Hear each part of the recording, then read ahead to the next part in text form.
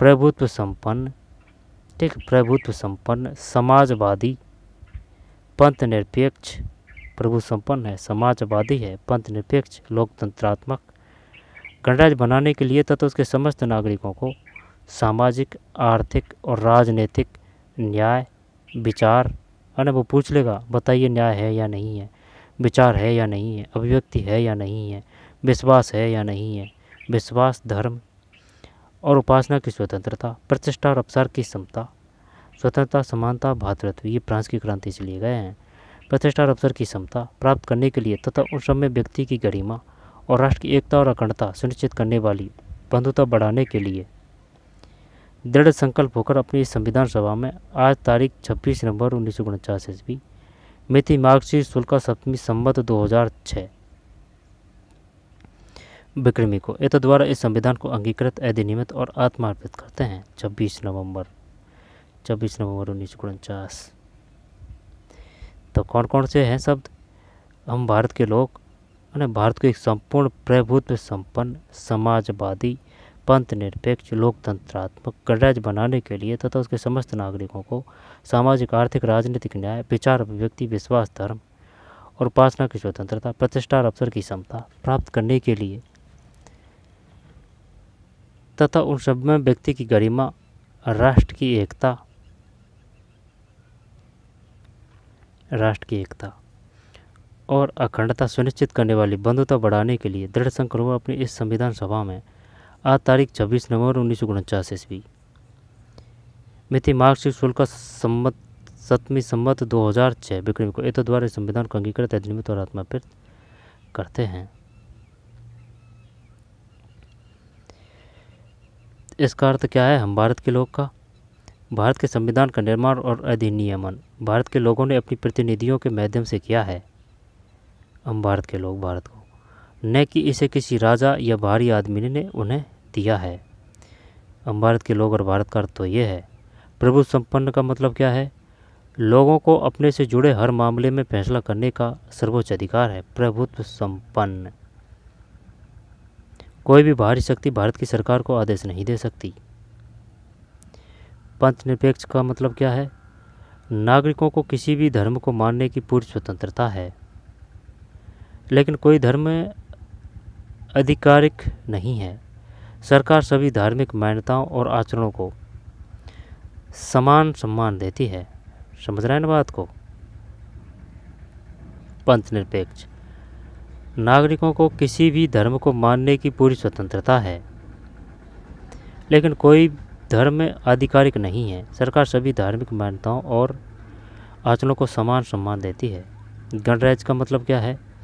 शासन का प्रमुख लोगों द्वारा चुना हुआ व्यक्ति होगा, न कि किसी वंश या राज्य का, खानदान का। गणराज्य का मतलब यह है शासन का प्रमुख लोगों द्वारा चुना हुआ व्यक्ति होगा, न कि किसी वंश या राज्य, खानदान का। गणराज्य हो गया। गणराज्य के बाद में समाजवादी। समाज में संपदा सामूहिक रूप से पैदा होती है और समाज में उसका बंटवारा समानता के साथ होना चाहिए। सरकार जमीन, उद्योग, धंधों की हकदारी से जुड़े कायदे कानून इस तरह बनाए कि सामाजिक आर्थिक असमानताएं कम हो। समाजवादी, समाज में संपदा सामूहिक रूप से पैदा होती है, संपदा। समाजवादी, और समाज में उसका बंटवारा समानता के साथ होना चाहिए।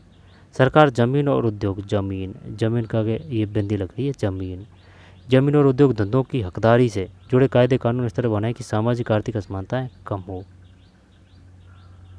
लोकतंत्रात्मक, सरकार का एक ऐसा स्वरूप जिसमें लोगों को समान राजनीतिक अधिकार प्राप्त रहते हैं। लोग अपने शासन का चुनाव करते हैं और उसे जवाबदेह बनाते हैं। यह सरकार कुछ बुनियादी नियमों के अनुरूप चलती है। लोकतंत्रात्मक, सरकार का एक ऐसा स्वरूप जिसमें लोगों को समान राजनीतिक अधिकार प्राप्त रहते हैं। लोग अपने शासन का चुनाव करते हैं और उसे जवाबदेह बनाते हैं। यह सरकार कुछ बुनियादी नियमों के अनुरूप चलती है। न्याय, नागरिकों के साथ उनकी जाति, धर्म और लिंग के आधार पर भेदभाव नहीं किया जा सकता। न्याय, ठीक, न्याय। स्वतंत्रता, नागरिक कैसे सोचें, किस तरह अपने विचारों को अभिव्यक्त करें और अपने विचारों पर किस तरह अमल करें, इस पर कोई अनुचित पाबंदी नहीं है। स्वतंत्रता, नागरिक कैसे सोचें, किस तरह अपने विचारों को अभिव्यक्त करें और अपने विचारों पर किस तरह अमल करें, इस पर कोई अनुचित पाबंदी नहीं है। स्वतंत्रता है ये। ठीक है, इसके बाद में समता। कानून के समक्ष सभी लोग समान हैं। पहले से चली आ रही सामाजिक असमानताओं को समाप्त होना होगा। सरकार हर नागरिक को समान अवसर उपलब्ध कराने की व्यवस्था करे। कानून के समक्ष सभी लोग समान हैं। पहले से चली आ रही सामाजिक असमानताओं को समाप्त होना होगा। सरकार हर नागरिक को समान अवसर उपलब्ध कराने की व्यवस्था करें।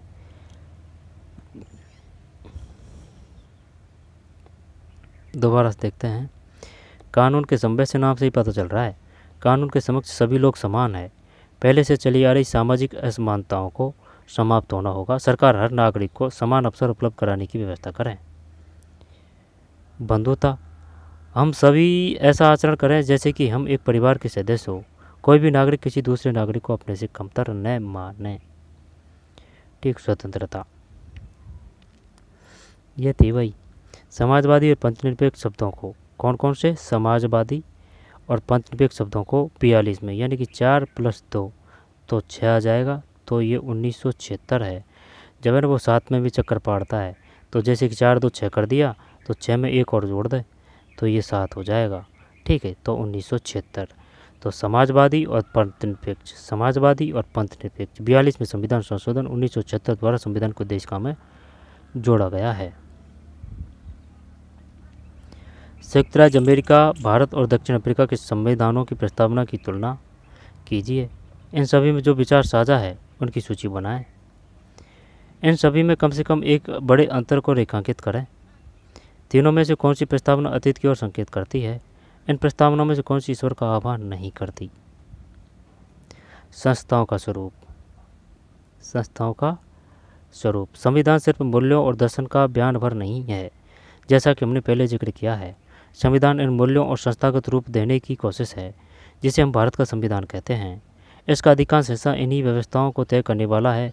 यह एक बहुत ही लंबा और विस्तृत दस्तावेज है। संस्थाओं का स्वरूप,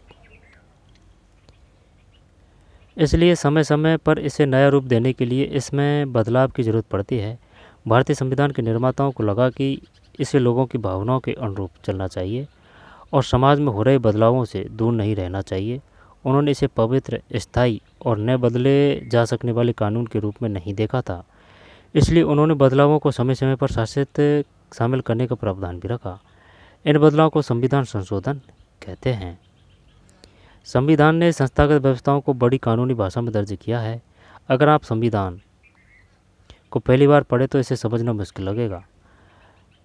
फिर भी संस्थाओं के बुनियादी स्वरूप को समझना बहुत मुश्किल नहीं है। किसी भी संविधान की तरह भारतीय संविधान भी बेनियम बताता है जिनके अनुसार शासकों का चुनाव किया जाएगा। इसमें स्पष्ट लिखा है कि किस के पास कितनी शक्ति होगी, कौन किस बारे में फैसले लेगा। साथ ही संविधान नागरिकों को कुछ स्पष्ट अधिकार देकर सरकार के लिए लक्ष्मण रेखा तय कर देता है।